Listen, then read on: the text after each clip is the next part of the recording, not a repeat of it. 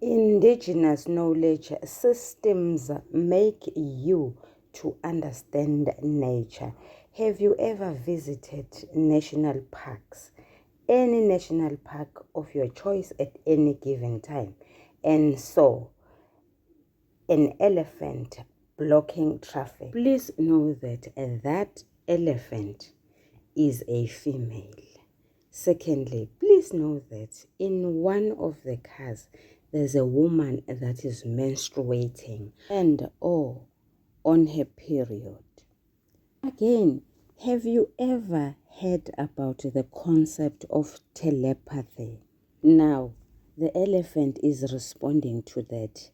It has a jealous nature, so it doesn't want its space to be encroached, its space to be threatened. To the female species, the minute you arrive at a national park, just say it into the wind. You don't have to shout that I am here and I'm menstruating. I don't want any hassles whatsoever. It sounds like a fairy tale, but it is true. Remember, phela in the past, we stayed with animals. Bezingekho iziqewu. Ngakho-ke, bekufanele abantu besifazane basho batshela umoya benzele ukuthi izilwane ezinjengezindlovu zingasondeli ngasemakhaya. Need I say more? Sanibonani balingani mabhungu namatshitshi. Igama lami nguSpooky N isiZulu. Namhlanje senza umbhalo obuciko obizwa ngokuthiwa uju lwezinkondlo obhalwe ngu-NA Mahaye no-ZE Sithole. Sizokwenza inkondlo osihloko sayo sithi we Sinximfi Ndini. Bhalwe ngu-MSS Gcumisa. Itholakala ekhasini lekhulu nama-23. Ifundeka ngalolu hlobo. We Sinximfi Ndini, qhumuka uhleke. We Sinximfi Ndini, uyisigqila somona, umona ongumthakathi. Ibinza lesibili, yithi qibi xolo. We Sichwenzi Ndini, ayisengangamlomo, bakubonile abanamehlo. Ibinza lesithathu, Nximfa unximfile. We Sinximfi Ndini, uyozufa usonga izandla, uyozufa ungahlabananga. Ibinza lesine, ngifela umona. We Sifamona, wena ophila ngokwethekela, abanye bephila ngezithukuthuku. Ibinza lesihlanu, cekefula uzidelise. We Sicekefula Ndini, wena obona olwami ugongolo, ucashelwe olwakho usibi. Ibinza lesithupha, kubhela kwesakho. We Gubhela Ndini, kuhlafuno wakho umhlathi, eyabanye ingahlafuni. Ibinza lesikhombisa, ngibambe emehlweni. We Qili Ndini, uthi lala lulaza bayokwengula abakwengulayo. Ibinza lesishiyagalombili, ngikhohlikhohlise. We Sikhohlisani, uthi kulele ngakunye kanti kulele ngakubili. Ibinza lesishiyagalolunye, ngiluthe ungithonye. We Sithonyi Ndini, abantu abayinganxanye bengemanzi egobhoza. Ibinza leshumi, ngenzele ugomo lophonjwana. We Liphiqiphiqi Ndini, bangwezile abangangifeli mona, sengize ngahlabana, sengikhohliwe. Iyaphela lapha inkondlo yethu. Ake sichaze sicubungule sihlaziye. Imbongi ikhethe igama elithi we ngoba liyisabizwana soqobo, okuchaza ukuthi imbongi ikhuluma nalomuntu oyisinximfi, akekho omunye imbongi ekhuluma naye. Imbongi ikhethe igama elithi isinximfi ukuchaza umuntu onganeliseki, umuntu ogxeka yonke into ephambi kwamehlo akhe, enhle nembi, umuntu okhonondayo. Imbongi yakhetha isiqu esithi Ndini, okuyigama elihlambalazayo ngoba kungekho ukuhlonipha kulelo gama noma ekusetshenzisweni kwalo. Imbongi ifuna ukugqamisa ukuthi la kunomuzwa wokwedelela. Kunophawu lokuloba ekugcineni kwamagama abhalwe kulesi sihloko, ekugcineni kwegama elithi Ndini. Lolu phawu lokuloba lingumbabazi. Ake ngichaze nje, umbabazi wenza imisebenzi emithathu. Umbabazi uyaphoqa, utshela umuntu ukuba enze noma angenzi okuthile. Sibonile enkondlweni yethu enesihloko esithi musani. Umbabazi usetshenziselwe ukugqamisa ukuphoqa. Kuyenzeka ukuthi umbabazi usetshenziselwe ukubabaza noma ukugqamisa ukuthi imbongi ibimemeza.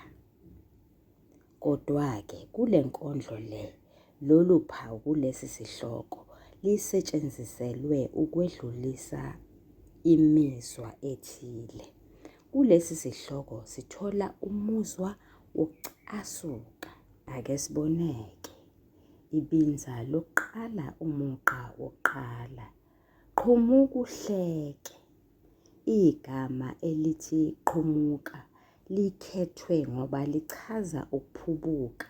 Lichaza ukuthi kungazelele muntu isinximfi sivele sihleke nje. Igama elithi uhleke lichaza ukwenanela ihlaya. Ingabe imbongi iqondene ngokusibhalela lo mugqa? Imbongi igqamisa ukuthi isinximfi yinhlekabayeni. Sihleka imbongi ngoba sifuna ukuyilulaza, sifuna ukuyizwisa ubuhlungu, hhayi ngoba kukhona into ehlekisayo.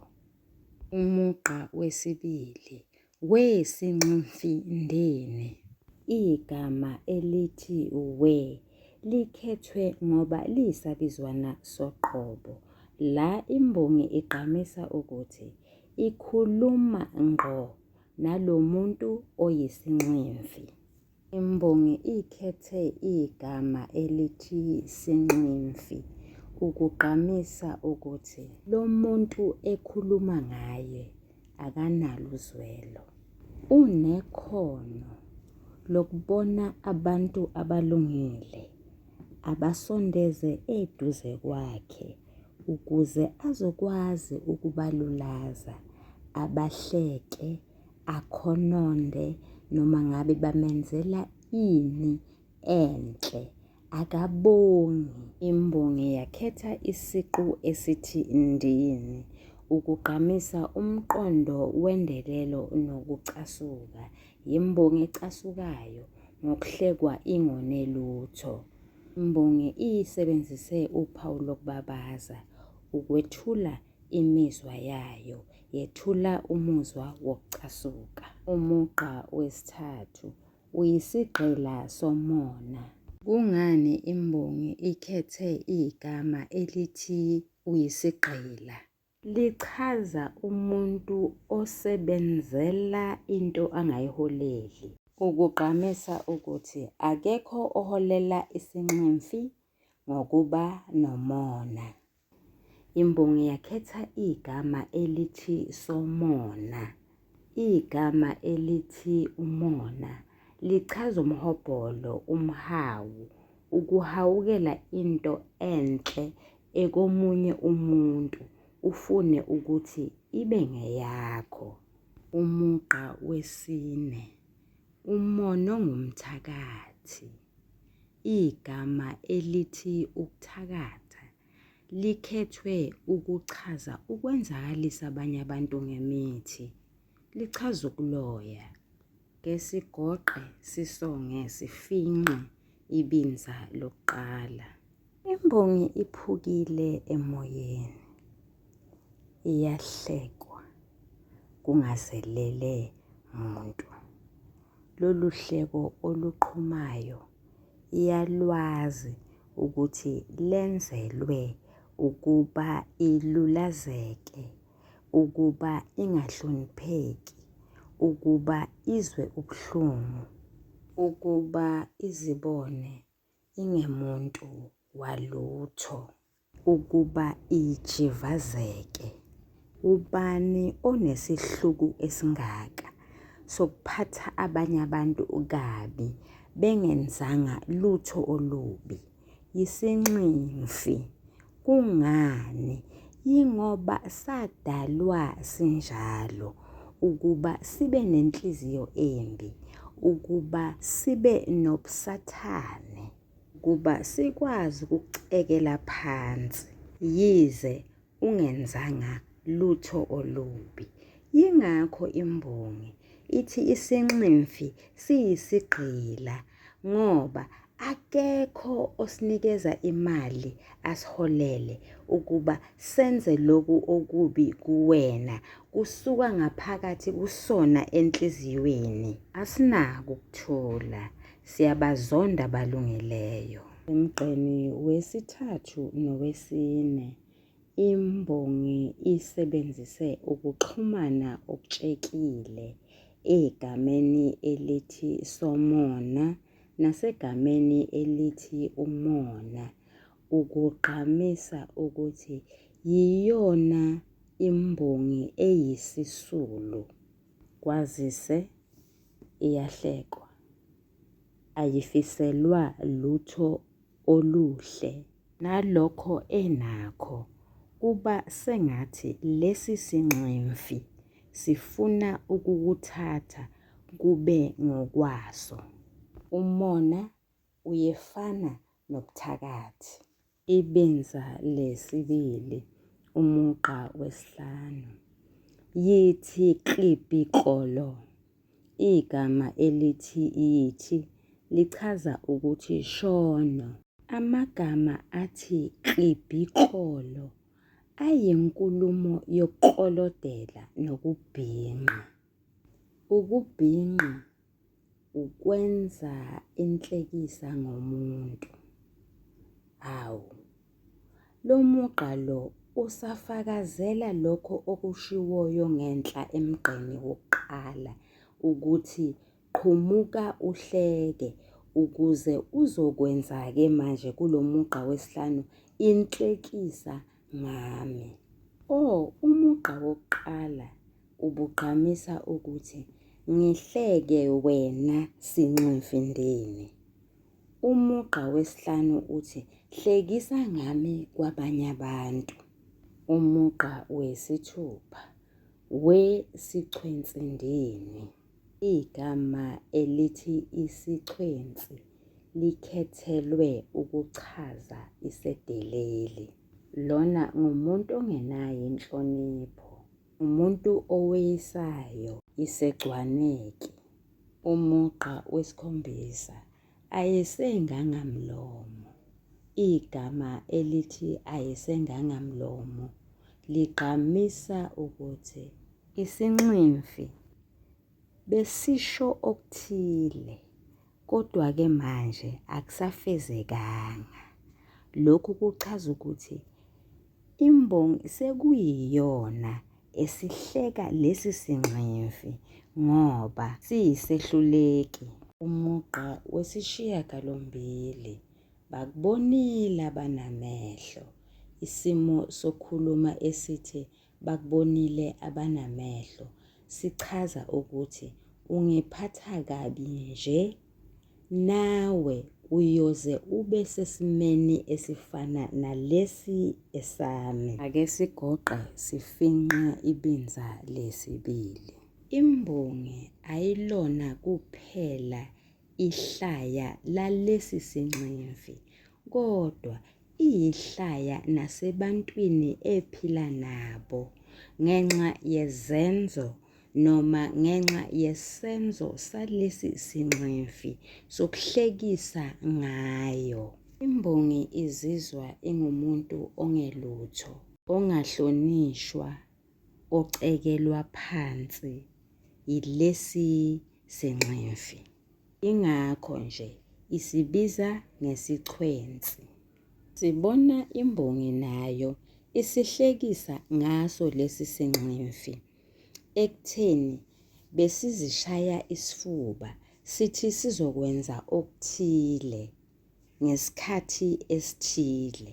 Sekuyabonakala ukuthi leso sikhathi sesedlulile, lokho ebekade sithi sizokwenza asisakwenzanga. Yingakho imbongi isisebenzise isimo sokukhuluma esithi ayisengangamlomo. Imbongi iphinde yasebenzisa esinye isimo sokukhuluma esithi bakubonela banamehlo, ugqamisa ukuthi lokho isinximfi ebekade sikwenza kuyo imbongi nakuso isinximfi sekuyenzeka. Lokhu abafundi bangakubhali phansi. Singakuhumusha kanjena ngesiNgisi, what goes around comes around. Ibinza lesithathu umugqa wesishiyagalolunye. Nximfa, unximfile. Ifanamsindo elitholakala kulo mugqa elakhiwa amagama alandelayo. Unxi egameni elithi nximfa, nonxi egameni elithi unximfile. Agcizelela agqamise ukuthi imbongi iqalekisa isinximfi. Umugqa weshumi wesinximfi Ndini. Esingakuchaza la, ukuxhumana okutshekile. Bheka umugqa ka-9 kunegama elithi nximfa, ubheke umugqa ka-10 kunegama elithi sinximfi. Buyela emgqeni ka-9 ubone igama elithi unximfile, uye egameni elithi sinximfi emgqeni ka-10. Ukugqamisa ukuthi bakhona abantu abazinximfi abadalelwe ukuphula imimoya yabanye abantu abazikhohlakali. Umugqa we-11 uyozufe usongezandla. Ake sibone umugqa olandelayo, uyozufe ungahlabananga. Sibona ukuxhumana siqalo okugqamisa ukuqalekiswa kwalesi sinximfi. Igama elithi uyozufe lakhiwe amagama amabili, uyoze nelithi ufe. Ngalokhu imbongi ichaza ukuthi kuyokwenzeka ukuthi ngelinye ilanga isinximfi sedlule emhlabeni. Igama elithi usongizandla lichaza ukungabi notho, kuchaza ukungabi nalutho. Imbongi okwangempela iyasiqalekisa lesi sinximfi. Ithi siyodlula emhlabeni sihambe singaphethe lutho, sihambe sizihluphekela. Igama elithi ungahlabananga lichaza ukuxoshisa umuntu ngobuqhawe bakhe. Okwangempela imbongi iyasiqalekisa isinximfi, ithi siyohambisa okwevaka. Ake sifinqe sigoqe ibinza lesithathu. Imbongi iqalekisa isinximfi. Imbongi ithi angeke savuka siguqukile, angeke saba nokuthula enhliziyweni yaso, angeke saba nothando, siyohlala sinximfile njalo. Siyazi, sishilo ekuqaleni sathi imbongi inomuzwa wokucasuka. Izwa ngathi ingasidelela naso lesi sinximfi ngokusebenzisa igama elithi Ndini kanye nophawu lokubabaza. Igama elithi uyozufe likhombisa ukuthi imbongi iyafunga, iyagomela. Ifunga ini? Ukuthi isinximfi kusina kuyasijeqeza, siyolambatha, sikhe phansi, sihlupheka, seswele, sintula, singakutholi lokho ebekade sethembe ukuthi sizokuthola. Njengoba ingekho into etusekayo eyenziwa ilesi sinximfi, ngakho-ke akukho mvuzo esiyoke siwuthole uhambisana nezenzo ezinhle. Akekho oyoke asiklomelise. Balingani bami nane bafundi, ukuphuma kancane nje enkondlweni, ake sibheke yini kanti isinximfi? Isinximfi is a narcissist, a person who plans to annihilate kind people, to hurt them, to devalue, demean and belittle them. Asiqhubekeni ibinza lesine, umugqa we-13, ngifela umona. Sesiyabona ukuthi imbongi izondwa nje yingoba isinximfi sinomona, singafuni ukuba imbongi ibe nezinto ezinhle. Sifise sengathi konke okuhle imbongi enakho kungaba ngokwaso. Umugqa we-14, we-sifamona. Igama elithi sifamona lichaza umuntu ongayijabuleli impumelelo yomunye umuntu. Lichaza ukuba nomhobholo ngento yomunye umuntu. Umugqa we-15, wena ophila ngokwethekela.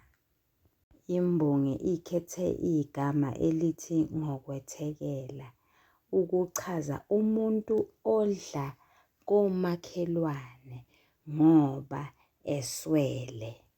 Umugqa we-16, abanye bephila ngezithukuthuku.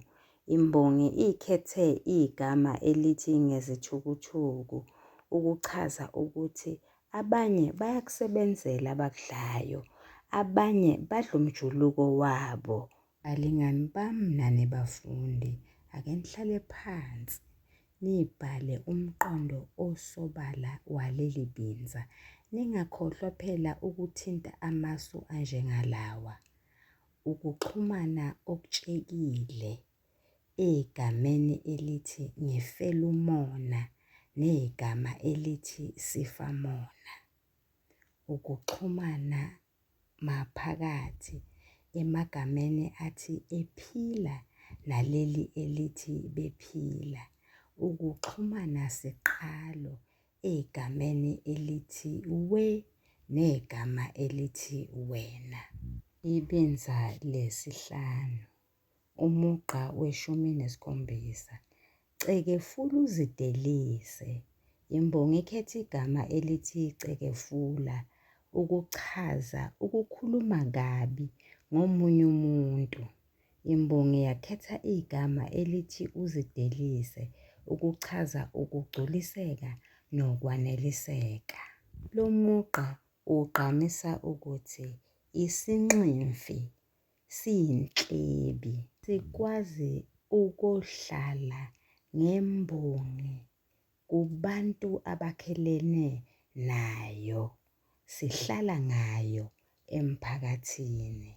Umugqa we-18, wesicekefuli Ndini. Esingakuchaza la ilokhu, sibona ukuxhumana okutshekile egameni elithi cekefula naleli elithi sicekefuli. Ukugqamisa isibindi nokungabi namahloni kwesinximfi. Sazi kahle ukuthi lento esiyikhulumayo akuyona, akulona iqiniso. Siqamba amanga, kodwa sibe nesibindi sokungena siphuma komakhelwane sikhuluma ngegama lembongi. Umugqa we-19, wena obonolwami ugongolo. La ngalo mugqa imbongi igqamisa ukuthi isinximfi sibona izici zembongi, sibona amaphutha embongi. Yiwona lawo maphutha isinximfi esihamba siyowaneka emizini yabanye abantu. Sengiyacabangela ukuthi kungenzeka ukuba imbongi iyake yakhipha isifuba sayo ixoxela lesi sinximfi ngoba isethemba. Namhlanje isinximfi sesivukela imbongi esiswini njengotshwala. Ukuxhumana siqalo emagameni athi we negama elithi wena atholakala emgqeni we-18 kanye nomugqa we-19. Agqamisa okokuqala umgqumo omnandi oyisigqi. Okwesibili, ukusizakala kwalesi sinximfi ngezinkinga imbongi ebhekene nazo. Umugqa wama-20 ucashelwe olwakho usibi. Ngalo mugqa imbongi igqamisa ukuthi isinximfi sikhohliwe ngezaso izici. Ake sigoqe, sifingqe, sisonge leli binza. Isinximfi sizimisele ukuyiqeda amandla imbongi. Siyayihlambalaza, sihamba siyikhuluma kabi kubo bonke abantu laba.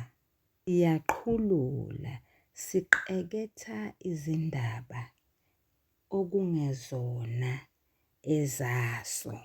Ulimi lwesinximfi lungcolile.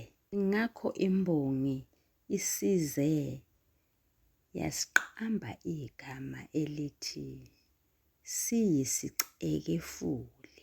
Yabonakala ukuthi sengathithi siwakhohliwe amaphutha aso. Yingakho nje sibona imbongi inezici, sengathi sona simsulwa, asinalo nelincane iphutha leli. Kanti akunjalo, naso singumuntu, sinaso okwaso esingethande ukuba kwaziwe ngabanye abantu. Ngakho-ke sisithathaphi isibindi sokuthi sihambe sijivaza igama lembongi. Balingani bami nani bafundi, in a nutshell, a narcissist has a vampire energy and he or she excels in a smear campaign. Vele i-narcissist requires you to have a thick skin just like le yembongi. Uvela uthi hamba sicekefula Ndini, hamba ucekefula, uphume la ungene la. Siyabonga, nisale kahle, niyathandwa. Siyoqhubeka namanye amabinza ngokuzayo.